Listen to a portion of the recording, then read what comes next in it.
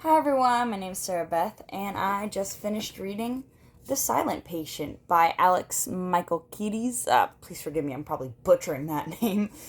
This book was published in 2019 and is about 325 pages long.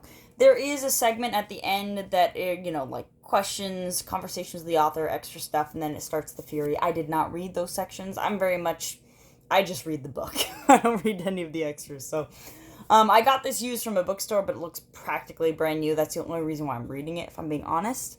I've heard a lot about this book, but I don't know. I'm going to be honest. I was pretty meh on it. Not that it was bad by any means, but I do think that the end was really messy. I feel that when you're reading, this is technically a psychoanalytical thriller, but it felt much like a mystery, putting the pieces together. Why wouldn't our main character speak? That's why it's called The Silent Patient.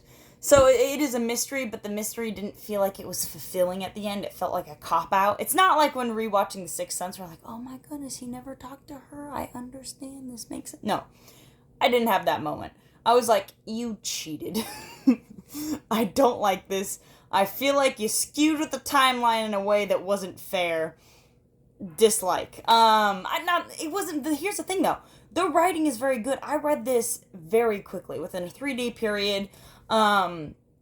It just flows really well. The prose is pretty good. I think that the characters themselves are a little one note. I would say that probably Alicia, she's our silent patient. She has the most depth to her. And of course, our main character, Theo, he's got a lot of depth too. And you get to see the parallels between them, the two main characters, so to speak.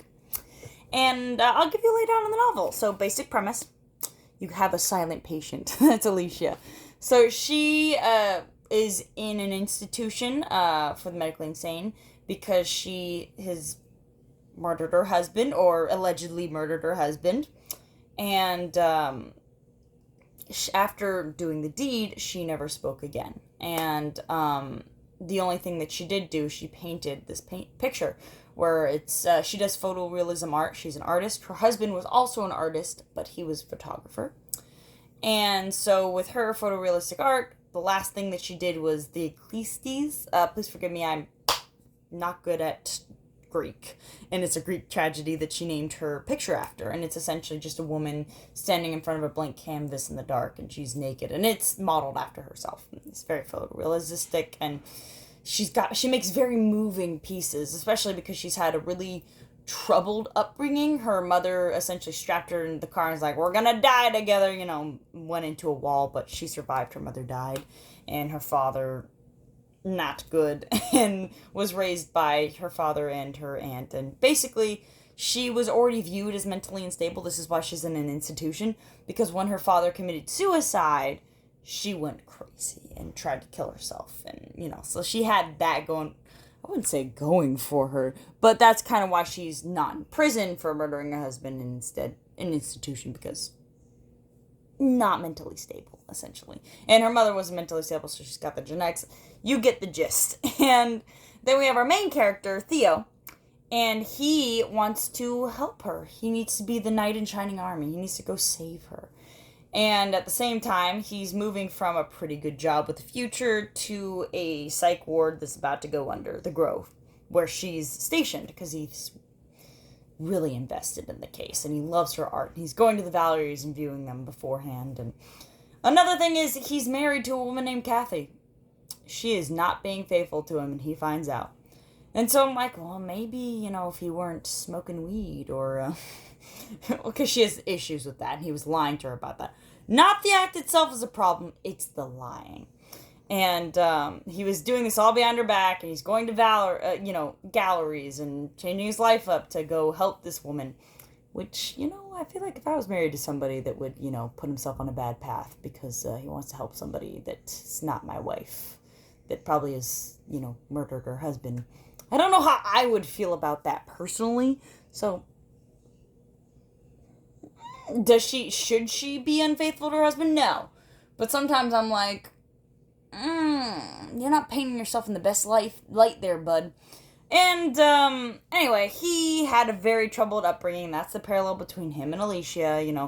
his father was very abusive and his mother kind of like became a little mouse and, barely existed.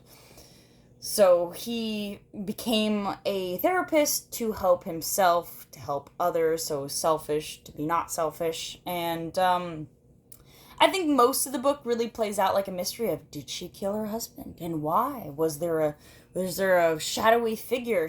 There's a lot of people, not strong motives, but Theo's looking into her life and seeing how other people kind of blended into why is she not talking? Why is she doing what she's doing? A big reason why is, and this isn't a giveaway because it's told very early on, but the painting that she made, the Ecclesiastes, the Greek tragedy, in that tragedy, which is, very parallel to the story in herself, at least she felt so, is about a woman who is sacrificed by her husband because he needed to sacrifice somebody else in order for him to live. And the woman eventually comes back from the underworld, and when he sees his wife again, he's like, why won't you speak? And she never speaks again. And that's the parallels between those stories. So I actually really enjoyed that insert in the book. I thought that it gave it kind of some character. But in general, like I said earlier, I thought it was really messy. The whole book is about this mystery. And the mystery, it feels like it falls really flat. If I was to read this book again, I would be like, why isn't it? So those are my main qualms of the book. I don't mind the cliffhanger because it doesn't feel like a cliffhanger. It feels pretty complete on the ending. So if you have qualms with that, not really. I'm not going to recommend this book. I think that instead of this, you should read After She Wrote Him. I'll put that in the comments below. I think that one is a much better split between two characters. This one you do have Alicia. She does write at the beginning of each part, and she has diary entries throughout that kind of show her side of things because she's not speaking, and a lot of this is written in the past. And then it's mostly Theo, so it's kind of dominated by somebody that's not silent, which is fine. I don't mind it. It's just the matter of fact that the end is messy, but the actual prose pretty good. The reading quality good. But I didn't feel fulfilled at the end, so I'm not going to recommend it. And After She Wrote Him, very opposite. I feel it's not a happy ending, but I feel pretty fulfilled. If you think that this is going to be scary, I didn't find it a psychological thriller scary in any way. I thought it was not... I'm not saying a child should read this because there's a lot of, check your triggers. There's a lot of not best subject matter, but it's not scary if you're afraid of that. I do think After She Wrote Him is also not scary, but more psychological on that side. So, that was my book review. Hope you enjoyed it, and have a good one.